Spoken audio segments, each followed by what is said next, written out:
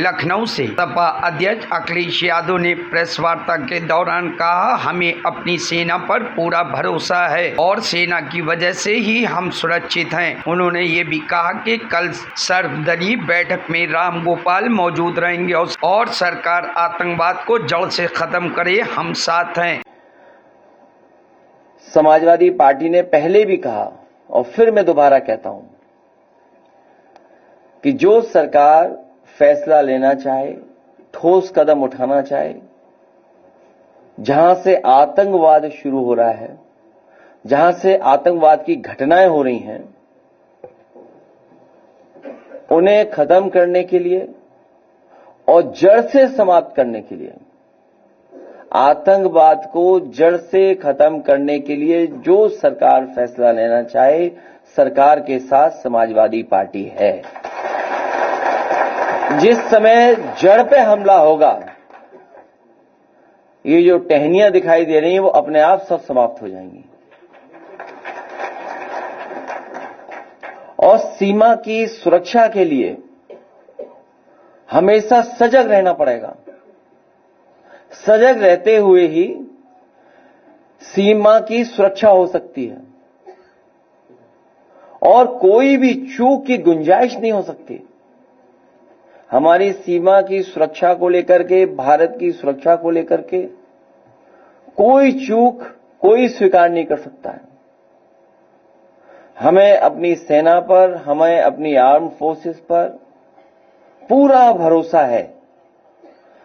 यही फोर्स है जो सीमा पर हमारे देश की रक्षा कर रही है और उन्हीं की वजह से आज हम सुरक्षित हैं। आज हम इस हॉल में बैठ पा रहे हैं या हम सुरक्षित माहौल में रह पा रहे हैं।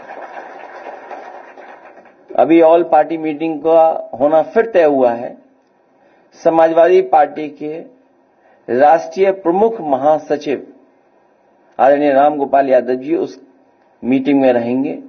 जो हमारी पार्टी से सुझाव होगा वो सुझाव जरूर हम लोग देंगे और सुझाव यहां तक देंगे क्योंकि कुछ लोग कहते थे कि अब नए तरह का युद्ध है, इसमें फौज की जरूरत नहीं पड़ेगी और उसका परिणाम यह हुआ था कि अग्निवीर जैसी व्यवस्था लागू हुई थी जो अस्थाई है, स्थायी नहीं है।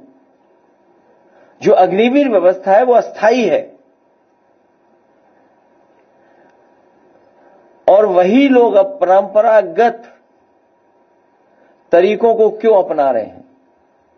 इसलिए जो कुछ सुझाव होंगे हम लोग ऑल पार्टी मीटिंग में राष्ट्रीय प्रमुख महासचिव जी के माध्यम से भेज देंगे।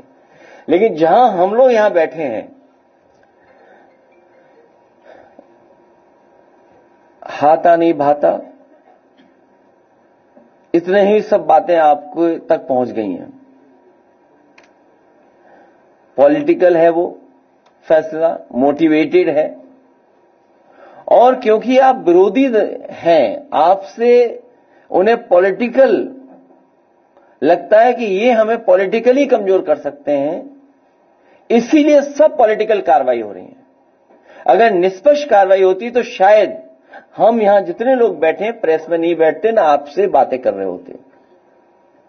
उन्हें हाथा नहीं भाता, तिलक नहीं लुभाता।